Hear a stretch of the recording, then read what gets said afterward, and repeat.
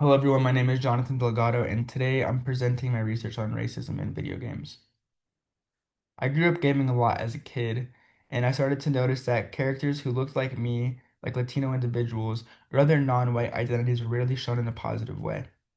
This presentation aims to break down how representation in games works, why it matters, and how subtle forms of racism shape how people understand race today. Through this presentation, we'll take a look at how racism in video games is intentional, how stereotypes shape player belief, games as racial learning systems, how authentic representation is possible, and we'll also look at some counter arguments. Before we begin, I wanted to show you guys some background surrounding the issue. So even though gaming is super diverse today, the representation within video games hasn't yet caught up to that. I wanted to mention Stuart Hall's idea about inferential racism, which kind of alludes to the fact that racism is hidden in normal media patterns. And this kind of explains how harmful portrayals still slip into video games today. So although we're seeing a lot of diverse groups of players playing video games, the actual designs and storylines within those video games haven't really caught up to that, and there's still a lot of negative portrayals of non-white individuals in video games. The real issue behind representation. We often hear that it's just a game, but the truth is that games shape how players see race. These stereotypes that we're seeing in video games don't just come out of nowhere. They come from older systems of racism that get recycled into modern games.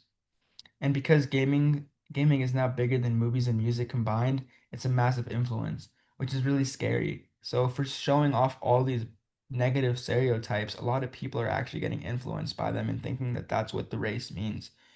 So if we actually give positive portrayals, we'll have a lot of more people influenced to see that these cultures and individuals are actually positive.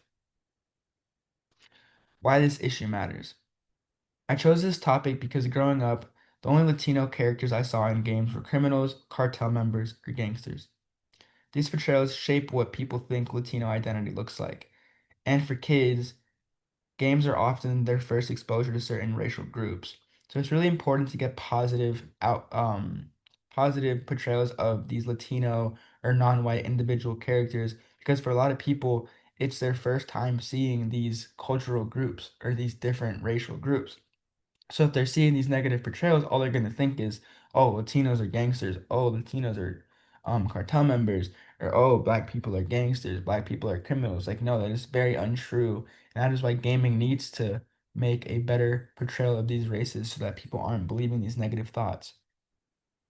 So let's begin. Let's dive into the real issue of racism in video games with some support of real things that are going on in video games today that many are ignoring or blind to due to the high entertainment level of video games. My first argument, I wanted to mention how racism in games is intentional. My first argument is that racism in games is not an accident. Many storylines recycle colonial narratives, which in many cases is the white hero in foreign land becoming the savior. And also how most non-white characters get pushed to background roles or enemy roles.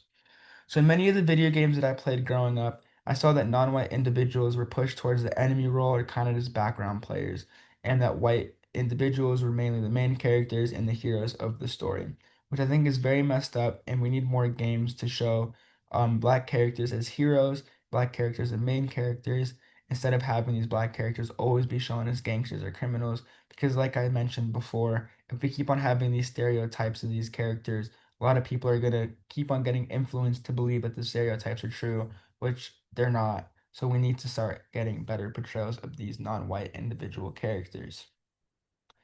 More examples of how racism in games is intentional. So this is especially obvious in games like Far Cry or Uncharted, where local people are either enemies or decoration. Even when racism isn't talked about, it's still being coded visually into the world. So even though we're not seeing a lot of racism in the game, making black people or non-white individuals your background characters is still kind of racist because you're only making white people the main focus of the game. So to better combat this, we need to make black characters more important into games instead of just having them in the background. For argument two, stereotypes shape player beliefs. The stereotypes players see in the games actually influence how they see these groups in real life. Research shows that racist portrayals increase negative beliefs towards non-white groups. So if we keep on seeing all these negative portrayals of these non-white individuals, we're going to keep on seeing negative beliefs towards these non-white individuals, which shows that we do need improvement in this issue. So we need to start making these portrayals untrue. Need to start making authentic representation for Black individuals and Latino individuals, just so that all these influence stop getting believed. And also, I wanted to kind of mention how Asian women are always hypersexualized just for the male attention, and how it's very unfair because they're never represented in a very positive manner. They're just made to look very sexy for players to like and get entertained by, which I think is kind of disgusting and needs to be changed. Argument 3. Games are racial learning systems. Games teach race through mechanics. For example, GTA San Andreas teaches that being black equals being criminalized. A white player using a black avatar might roleplay stereotypes because the game signals that that's what blackness looks like. And this is very, very, very negative.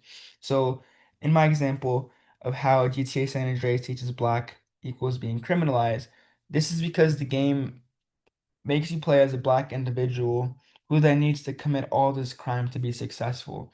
So this kind of makes the players on the other side of the screen believe that this is how black people come to their success, which is very, very, very untrue. Black people work very hard in this world to get out of these stereotypes, but then games keep on putting them into this boat because it's what's seen as entertainment or seen as normal. And it cannot be seen as normal anymore because we need authentic representation due to these games being racial learning systems. A lot of people are learning about race through these games, and we need to show them, we need to teach them the right way instead of teaching them the wrong way. Authentic representation is possible. So this slide shows that better representation is absolutely possible. These games shown today don't rely on stereotypes. They show culture, language, and identity in authentic ways. So the examples that I wanted to show are from Life is Strange, with his two Latino brothers who are just exploring. Very wholesome story. Has nothing to do with drugs or cartel or anything like that. Just showing how Latino people are just normal people, like not like our white individuals in video games. And then the next example that I wanted to show was of Miles Morales, a Afro-Latino main character who's actually the hero of his own game. This is very, very, very rare. And I think this is very positive because it shows that Black individuals are very powerful. They're heroic. They help out their community. They're not just gangsters and how we've seen them in video games before. So I think that authentic representation is possible and it's very important to help break down these stereotypes. So for my counter argument, a lot of people think games are just entertainment. So one of the biggest arguments is that games don't affect real life at all, but at the end of the day, they actually do. They're being used to train soldiers and police, and research shows that racial stereotypes in games increase real biases. So if we're using these racial stereotypes in these games that policemen or army men are using to train, it's kind of scary because that increases the real bias against these people. So if in the game that they're just shooting and arresting black people in real life, when they get onto the actual field, they're gonna want to just target those individuals. So I think it's very important that I realize that games are not just entertainment and they're actually used for so much more. And if we keep on following these negative racial portrayals, we will just keep on hitting all these racial biases and all these influenced stereotypes that are just not true. So that's why we need positive, authentic representation of our non-white and black individuals in video games. Representation is improving. Developers love to say that diversity is improving, but it's only superficial. One black character surrounded by 20 white characters is not representation at all. And many so-called diverse characters are still based on these negative stereotypes. So even though we do have a black main character in some games, he's based off all these bad stereotypes, which still influence people to believe that these stereotypes are real, and that's when they put them together towards stereotypes being with black people. And for example, Miles Morales is the only black character in his game. He's surrounded by all white individuals, which doesn't make it diverse. It just kind of makes him like a token character and doesn't make him feel any special or doesn't really show his community properly. So I think that although we think that representation is improving, it's not improving fast enough or in the proper way. So we need to make sure that it improves properly and in a quicker format. In conclusion, video games are powerful racial learning environments. If we can learn stereotypes from games, we should also be able to learn empathy. My hope is that by acknowledging these issues, the gaming world can move toward more honest, anti-racist representation of characters. Thank you guys for watching. These are my sources for my outline that I use for my research. And I hope that you guys enjoyed the presentation. And